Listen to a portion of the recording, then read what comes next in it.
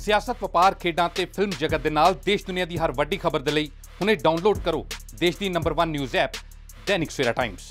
कोविड-19 यानी कि corona virus के फैलाव ਨੂੰ ਦੇਖਦੇ ਹੋਏ ਜਿੱਥੇ ਪੂਰੇ ਭਾਰਤ ਦੇਸ਼ ਦੇ ਵਿੱਚ ਲਾਕਡਾਊਨ ਚੱਲ ਰਿਹਾ ਉੱਥੇ ਹੀ ਪੰਜਾਬ ਦੇ ਵਿੱਚ ਕਰਫਿਊ ਦਾ ਮਾਹੌਲ ਹੈ ਜਿਸ ਦੇ ਚੱਲਦੇ ਬਹੁਤ ਸਾਰੀ ਇੰਡਸਟਰੀਜ਼ ਇਦਾਂ ਦੀਆਂ ਸੀਗੀਆਂ ਜਿਨ੍ਹਾਂ ਨੇ ਕਾਫੀ ਹੱਦ ਤੱਕ ਨੁਕਸਾਨ ਨੂੰ ਝੇਲਿਆ। ਹਾਲਾਂਕਿ ਪੰਜਾਬ ਦੀ ਸਰਕਾਰ ਅਤੇ ਜਿਹੜੇ ਲੋਕਲ ਐਡਮਿਨਿਸਟ੍ਰੇਸ਼ਨਸ ਨੇ ਉਹਨਾਂ ਨੇ ਫੈਕਟਰੀਜ਼ ਨੂੰ ਓਪਨ ਕਰਵਾ ਦਿੱਤਾ ਤੇ ਉਹਨਾਂ ਦੇ ਇੱਕ ਸਾਹਮਣੇ ਕੰਡੀਸ਼ਨ ਰੱਖੀ ਹੈ ਜਿਸ ਦੇ ਵਿੱਚ ਉਹ ਕੁਝ ਪਰਸੈਂਟੇਜ ਆਫ ਆਪਣੀ ਲੇਬਰ ਜਾਂ ਆਪਣੇ ਵਰਕਰਸ ਨੂੰ ਰੱਖ ਕੇ ਫੈਕਟਰੀ ਚਲਾ ਸਕਦੇ ਨੇ ਤੇ ਬਹੁਤ ਹੀ ਸਾਰੀ ਅਜਿਹੀਆਂ ਵੀ ਨੇ ਜਿਹੜੀਆਂ ਕਿ ਡਾਇਰੈਕਟਲੀ ਗਵਰਨਮੈਂਟ ਦੇ ਨਾਲ ਡੀਲ ਕਰਦੀਆਂ ਨੇ ਕਿਉਂਕਿ ਤੇ ਉਹਨਾਂ 'ਚ ਇੱਕ ਫੈਕਟਰੀ ਹੈਗੀ ਆ ਵਾਟਰ ਮੀਟਰਸ ਦੀ ਫੈਕਟਰੀ ਜਿਹੜੀ ਕਿ ਡਾਇਰੈਕਟਲੀ ਗਵਰਨਮੈਂਟ ਦੇ ਨਾਲ ਇਨ ਟੱਚ ਹੈ ਤੇ ਜਿਹੜਾ ਪਾਣੀ ਦਾ ਸਪਲਾਈ ਵਿਭਾਗ ਹੈਗਾ ਵਾਟਰ ਸਪਲਾਈ ਵਿਭਾਗ ਹੈਗਾ ਉਹਦੇ ਨਾਲ ਇਨ ਟੱਚ ਹੈ। ਇਸ ਵਿਭਾਗ ਦੇ ਵਿੱਚ ਜਿੰਨਾ ਵੀ ਅਗਰ ਦੇਖਿਆ ਜਾਵੇ ਇਹਨਾਂ ਦੀ ਇੰਡਸਟਰੀਜ਼ ਨੂੰ ਨੁਕਸਾਨ ਹੈ ਉਸ ਬਾਰੇ ਸਾਡੇ ਨਾਲ ਗੱਲ ਕਰਨ ਲਈ ਮੌਜੂਦ ਨੇ ਪਾਰਸ ਸ਼ਰਮਾ ਜੋ ਕਿ ਓਨਰ ਨੇ ਕ੍ਰਾਂਤੀ ਮੀਟਰਸ ਐਂਡ ਵਾਲਵਸ ਦੇ। ਆਓ ਅਸੀਂ ਇਹਨਾਂ ਨਾਲ ਗੱਲਬਾਤ ਕਰ ਲੈਣਾ ਜਾਣਨ ਦੀ ਕੋਸ਼ਿਸ਼ ਕਰਦੇ ਹਾਂ ਕਿ ਕਿਸ ਤਰੀਕੇ ਦੇ ਜਿਹੜੇ इस लॉकडाउन के दौरान ਜਿਹੜੇ नुकसान ने उन्होंने झेलने पे ने। पारस पहला सब तो सवाल यही आता कि लॉकडाउन रहा 1.5 महीना ਤੁਹਾਡੀ फैक्ट्रीज ਜਿਹੜੀਆਂ ਉਹ ਬੰਦ ਰਹੀਆਂ इस लॉकडाउन के दौरान ਕਿਹੜੇ ਜਿਹੜੇ ਆਪਾਂ ਦੇਖਿਆ ਜਾਵੇ ਨੁਕਸਾਨ ਬੀਇੰਗ ਅ ਪਰਸਨ ਨੂੰ ਮੈਨੂਫੈਕਚਰ ਮੀਟਰਸ ਤੇ ਵਾਲਸ ਜਿਹੜੇ ਕਰਦੇ ਨੇ ਉਹਨਾਂ ਨੂੰ ਕਿਹੋ ਜਿਹੇ ਨੁਕਸਾਨ ਹੋਏ ਨੇ? ਬਹੁਤ ਹੀ ਵੱਡੇ ਲੈਵਲ ਤੇ ਨੁਕਸਾਨ ਹੋਇਆ ਹੈ। ਉਹਦਾ ਸਭ ਤੋਂ ਵੱਡਾ ਰੀਜ਼ਨ ਸੀ ਕਲੋਜ਼ਿੰਗ ਦੇ ਵਿੱਚ ਕਾਫੀ ਗਵਰਨਮੈਂਟ ਟੈਂਡਰ ਸਾਡੇ ਫਲੋਟ ਹੋਏ ਸੀ ਜਿਹਦੇ ਵਿੱਚ ਆਪਾਂ ਪਾਰਟਿਸਪੇਸ਼ਨ ਵੀ ਕੀਤੀ ਸੀ ਲੇਕਿਨ ਡਿਊ ਟੂ ਦਿਸ ਲੋਕਡਾਊਨ ਸਾਰੇ ਟੈਂਡਰਸ ਐਕਸਟੈਂਡ ਹੋ ਗਏ। ਜਿੰਨਾ ਵੀ ਸਾਡੇ ਕੋਲ ਵਰਕ ਕਲਚਰ ਸੀਗਾ ਵਰਕ ਆਰਡਰ ਸੀਗੇ ਇਸ ਟਾਈਮ ਸਭ ਹੋਲਡ ਹੋ ਗਏ। ਸਭ ਤੋਂ ਵੱਡਾ ਇੰਪੈਕਟ ਜਿਹੜਾ ਪਿਆ ਉਹ ਹੈ ਲੇਬਰ ਦੀ ਸ਼ਾਰਟੇਜ ਦਾ ਜੋ ਕਿ ਕਾਫੀ ਹੱਦ ਤੱਕ ਪਲਾਇਨ ਕਰ ਚੁੱਕੀ ਹੈ ਇਸ ਟਾਈਮ।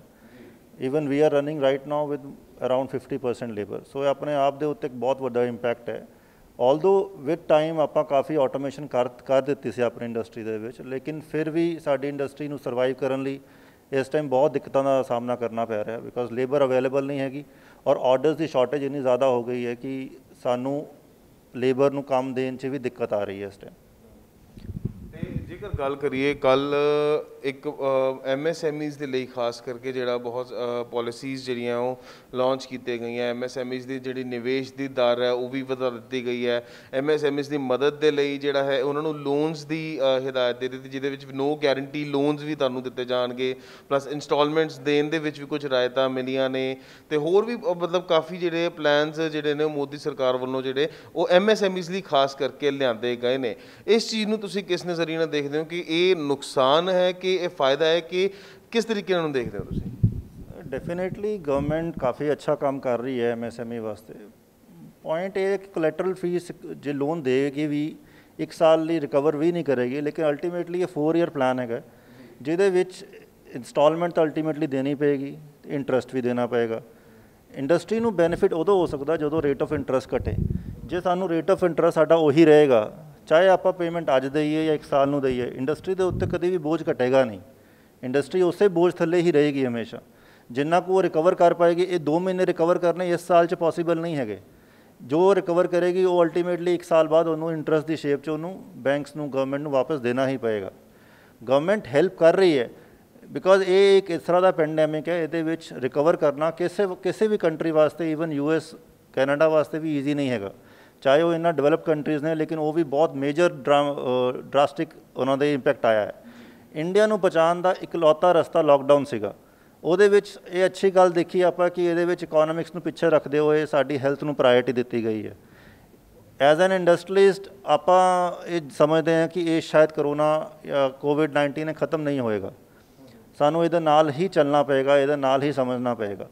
MSME ਨੂੰ ਸਪੋਰਟ ਕੀਤਾ ਜਾ ਰਿਹਾ ਹੈ। ਗਲੋਬਲ ਟੈਂਡਰਸ ਨੂੰ ਇਹਨਾਂ ਨੇ ਕਿਹਾ ਹੈ ਕਿ 200 ਕਰੋੜ ਤੱਕ ਦੀ ਲਿਮਿਟ 'ਚ ਰੱਖਿਆ ਜਾਏਗਾ ਪਰ ਉਹਦੇ ਪੈਰਲਲ ਸਾਨੂੰ ਇਹ ਵੀ ਡਾਊਟ ਹੈ ਕਿ ਇੱਕ ਟਾਈਮ ਆਏਗਾ ਕਿ ਟੈਂਡਰ ਹੀ 200 ਕਰੋੜ ਤੋਂ ਉੱਤੇ ਆਉਣੇ ਸ਼ੁਰੂ ਹੋ ਜਾਣੇ ਨੇ ਜਿਹਦੇ ਨਾਲ ਕਿ ਅਲਟੀਮੇਟਲੀ MSME ਨੂੰ ਨੈਗੇਟਿਵ ਇੰਪੈਕਟ ਨਜ਼ਰ ਆਉਣ ਦੇ ਚਾਂਸਿਸ ਬਹੁਤ ਜ਼ਿਆਦਾ ਵੱਧ ਜਾਣਗੇ। ਸਾਡੀ ਇਹੀ ਗੁਜ਼ਾਰਿਸ਼ ਹੋਏਗੀ ਗਵਰਨਮੈਂਟ ਨੂੰ ਕਿ ਇਸ ਚੀਜ਼ ਦੇ ਉੱਤੇ ਵੀ ਚੈੱਕ ਰੱਖਿਆ ਜਾਵੇ ਤੇ ਹਰ ਇੰਡਸਟਰੀ ਨੂੰ ਸਪੋਰਟ ਕੀਤਾ ਜਾਵੇ। ਖਾਸ ਕਰ ਮੇਕ ਇਨ ਇੰਡੀਆ ਦਾ ਜਿਹੜਾ ਨਾਰਾ ਹੈ ਉਹਨੂੰ ਬੁਲੰਦ ਕੀਤਾ ਜਾਵੇ ਤੇ ਇਹ ਆਤਮ ਨਿਰਭਰਤਾ ਜਿਹੜੀ ਪ੍ਰਧਾਨ ਮੰਤਰੀ ਸਾਹਿਬ ਨੇ ਕਿਹਾ ਹੈ ਉਹਨੂੰ ਦੇਖਦੇ ਹੋਏ make in India specialised zone ਬਣੇ ਜਿਹਦੇ ਵਿੱਚ ਕਿ ਇਹ ਪ੍ਰੋਡਕਟਸ ਨੂੰ ਪ੍ਰਮੋਸ਼ਨ ਕਰਨ ਵਾਸਤੇ ਸਾਨੂੰ ਸਪੈਸ਼ਲ ਏਡ ਮਿਲੇ ਜਿਹਦੇ ਵਿੱਚ ਕਿ ਆਪਾਂ ਗਵਰਨਮੈਂਟ ਨੂੰ ਜਾ ਕੇ ਦੱਸ ਸਕੀਏ ਕਿ ਆਪਾਂ ਵੀ ਕਿਸੇ ਤੋਂ ਘੱਟ ਨਹੀਂ ਹੈਗੇ ਸਾਡੇ ਕੋਲ ਵੀ ਹਰ ਤਰ੍ਹਾਂ ਦੇ ਪ੍ਰੋਡਕਟਸ ਅਵੇਲੇਬਲ ਨੇ लेकिन सानू सपोर्ट की बहुत दिक्कत है। साढ़े इंडियंस दे विच ये बहुत वड्डा है कि बाहरला होएगा तो अच्छा ही होएगा, लेकिन सानू ये अज समा बदल चुका है। तो लैट्स बी वेरी ऑप्टीमिस्टिक, तो ये सानू चांसिस मिलणगे, डेफिनेटली इंडस्ट्री वापस आएगी। लेकिन इन्ना मैं कह सकदा कि अगले 6 महीने बहुत क्रूशल होंगे इंडस्ट्री वास्ते। ये वापस आना इन्ना ईजी नहीं है, एक बहुत वड्डा चैलेंज है। इन्नी घट लेबर के नाल हर चीज़ महंगी होएगी, रॉ मटीरियल महंगे होंगे, ऑर्डर्स घट जाएंगे, बिकॉज रियल एस्टेट जल्दी उठेगी नहीं। जिहदे को भी 2 पैसे ने वो अपने कोल रखेगा, इस टाइम इन्वेस्ट नहीं करेगा।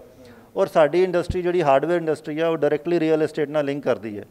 जिस तरह सिस्टम सैट होएगा उन्होंने साढ़े कामां नूं सैट होंदे होंदे 5 ਤੋਂ 6 महीने लगन की पूरी उम्मीद है।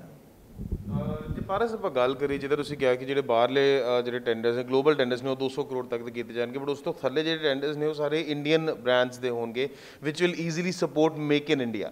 ਠੀਕ ਹੈ ਜੀ। ਤੇ ਜੇਕਰ ਆਪਾਂ ਗੱਲ ਕਰੀਏ, ਤੁਹਾਨੂੰ ਕੀ ਲੱਗਦਾ, ਜਿੱਦਾਂ ਤੁਸੀਂ ਆਪਾਂ ਕਾਸਟਿੰਗ ਦੀ ਵੀ ਹੁਣੇ ਗੱਲ ਕੀਤੀ ਹੈ, ਬਾਹਰਲੇ ਜਿਹੜੇ ਪ੍ਰੋਡਕਟਸ ਆਉਂਦੇ ਹੁੰਦੇ ਸੀਗੇ ਲਗਭਗ, ਜੇ ਆਪਾਂ ਇੱਕੋ ਹੀ ਸਭ ਤੋਂ ਵੱਡੀ ਕੰਟਰੀ ਇੱਕੋ ਹੀ ਸੀ ਜਿਹੜੇ ਜ਼ਿਆਦਾਤਰ ਪ੍ਰੋਡਕਟਸ ਜਿਹੜੇ ਇੰਪੋਰਟ ਹੁੰਦੇ ਸੀ ਨੇ, ਦੈਟ ਇਜ਼ ਚਾਈਨਾ।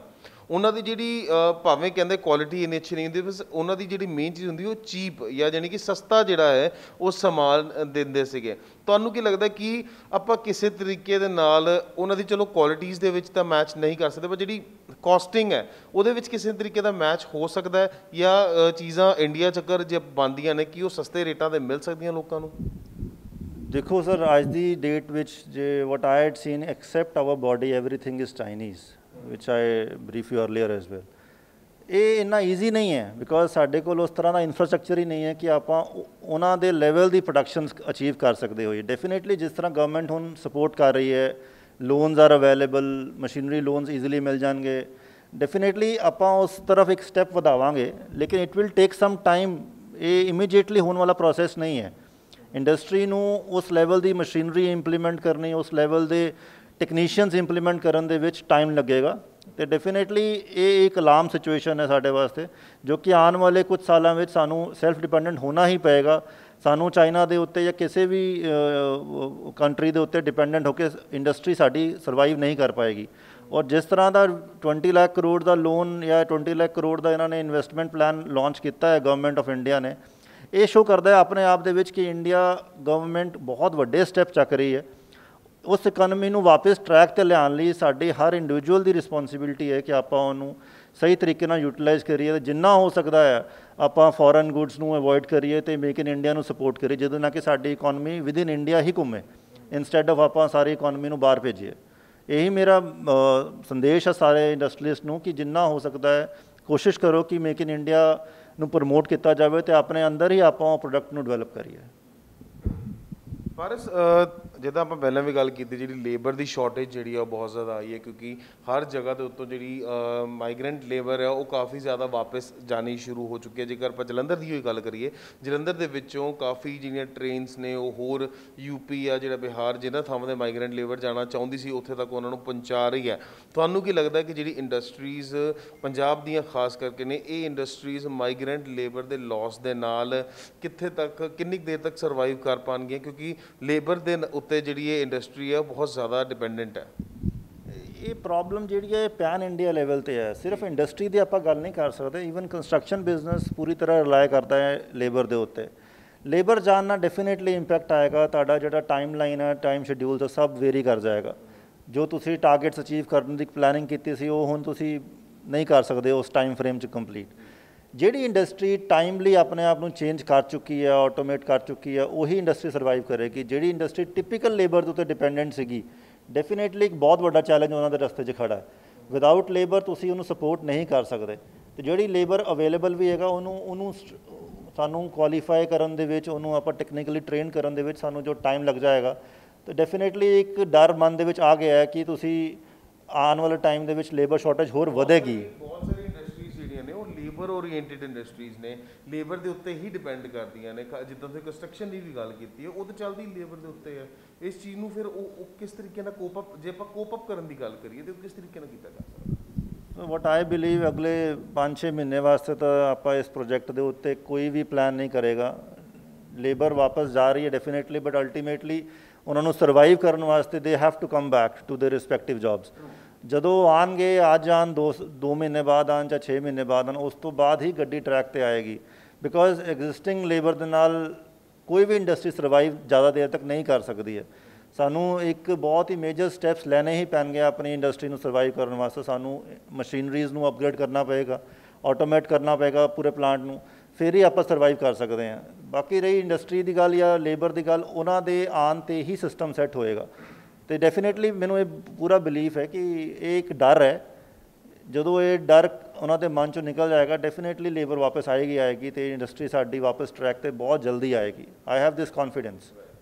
ਤੇ ਜੇਕਰ ਪਾਰਸ ਆਪਾਂ ਗੱਲ ਕਰੀਏ, ਬਹੁਤ ਸਾਰੇ ਇੰਡਸਟਰੀਅਲਿਸਟ ਦੀ ਡਿਮਾਂਡ ਸੀ ਕਿ EPF ਜਿਹੜਾ ਕੱਟਿਆ ਜਾਂਦਾ ਹੈ, ਜਿਹੜੇ ਵੀ EMPLOYEES ਹੁੰਦੇ ਨੇ ਜਾਂ ਜਿਹੜੀ ਲੇਬਰ ਕੰਮ ਕਰਦੀ ਹੈ ਉਹਨਾਂ ਦਾ EPF ਜਿਹੜਾ ਕੱਟਿਆ ਜਾਂਦਾ, ਉਸ ਚੀਜ਼ ਨੂੰ ਲੈ ਕੇ ਜਿਹੜਾ ਹੈ ਸਰਕਾਰ ਕੁਝ ਪਲਾਨ ਕੱਢੇ, ਜਿਸ ਦੇ ਉੱਤੇ ਹੁਣ ਸਰਕਾਰ ਨੇ ਇੱਕ ਪਲਾਨ ਕੱਢਿਆ ਕਿ ਜਿੰਨੀ ਇੰਡਸਟਰੀਜ਼ ਦੇ ਵਿੱਚ 100 ਤੋਂ ਜ਼ਿਆਦਾ EMPLOYEES ਹੋਣਗੇ ਜਾਂ 100 ਤੱਕ EMPLOYEES ਹੋਣਗੇ, ਉਹਨਾਂ ਦਾ ਮਤਲਬ EPF 12% ਤੋਂ ਕੱਟ ਕੇ 10% ਕਰ ਦਿੱਤਾ ਗਿਆ। ਤੁਹਾਨੂੰ ਕੀ ਲੱਗਦਾ, ਇਜ਼ ਦਿਸ ਸਫੀਸ਼ੀਐਂਟ ਸਟੈਪ ਬਹੁਤ ਹੈ ਕਿ ਇਹਨਾਂ ਲੋਕਾਂ ਦੇ ਜਿਹੜੇ ਲੇਬਰ ਨੇ ਇਹਨਾਂ ਦੀ ਮਦਦ ਹੋ ਸਕਦੀ ਹੈ ਸਟੈਪ ਦੇ ਨਾਲ?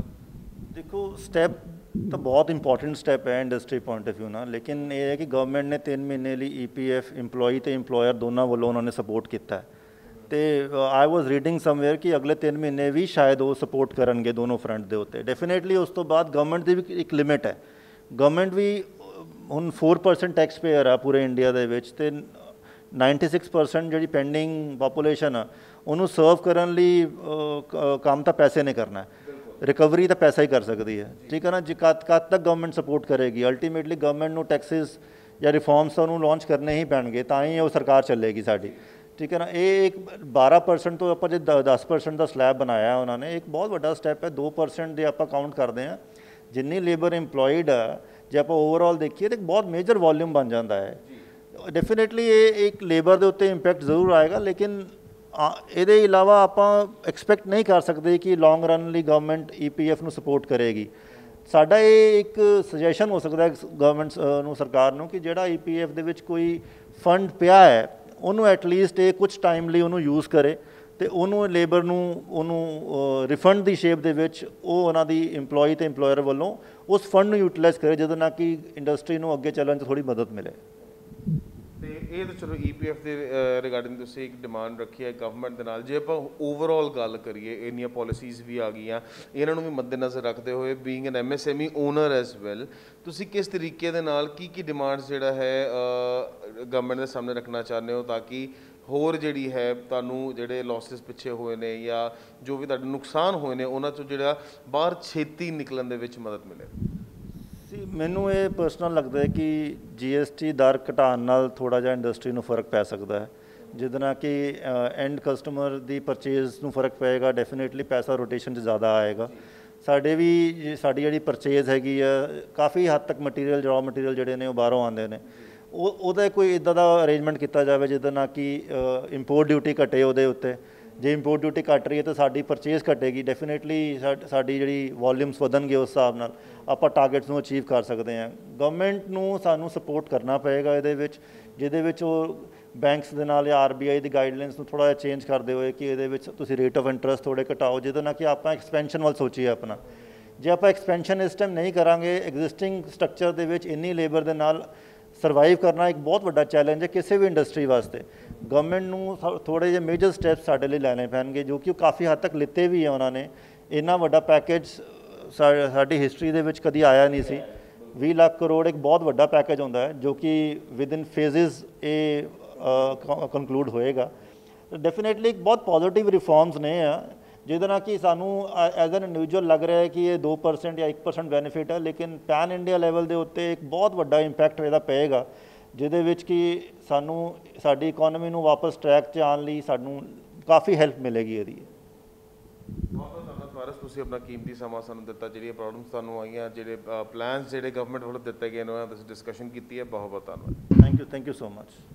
ਸੋ ਇਹ ਸਨ ਸਾਡੇ ਨਾਲ ਪਾਰਸ ਸ਼ਰਮਾ, ਕ੍ਰਾਂਤੀ ਵਾਟਰ ਮੀਟਰਸ ਐਂਡ ਵਾਲਵਸ ਤੋਂ, ਜਿਨ੍ਹਾਂ ਨੇ ਜੋ ਭਾਰਤ ਸਰਕਾਰ ਵੱਲੋਂ ਜਿਹੜੀਆਂ ਖਾਸ ਕਰਕੇ MSMEs ਦੇ ਲਈ ਪਾਲਿਸੀਜ਼ ਬਣਾਈ ਗਈਆਂ ਉਹਦੇ ਉੱਤੇ ਡਿਸਕਸ਼ਨ ਕੀਤੀ, ਤੇ ਨਾਲ ਹੀ ਨਾਲ ਇੱਕ ਦਰਖਾਸਤ ਜਿਹੜੀ ਸਰਕਾਰ ਨੂੰ ਉਹਨਾਂ ਨੇ ਇਹ ਕੀਤੀ ਕਿ ਜਿਹੜੀ GST ਦੀ ਦਰ ਹੈ ਉਸ ਨੂੰ ਘਟਾਇਆ ਜਾਵੇ। ਕੈਮਰਾ ਪਰਸਨ ਸੁਖਵਿੰਦਰ ਸਿੰਘ ਦੇ ਨਾਲ ਮੈਂ ਸਾਇਨ ਨਰੂਲਾ, ਦੈਨਿਕ ਸਵੇਰਾ TV, ਜਲੰਧਰ ਤੋਂ।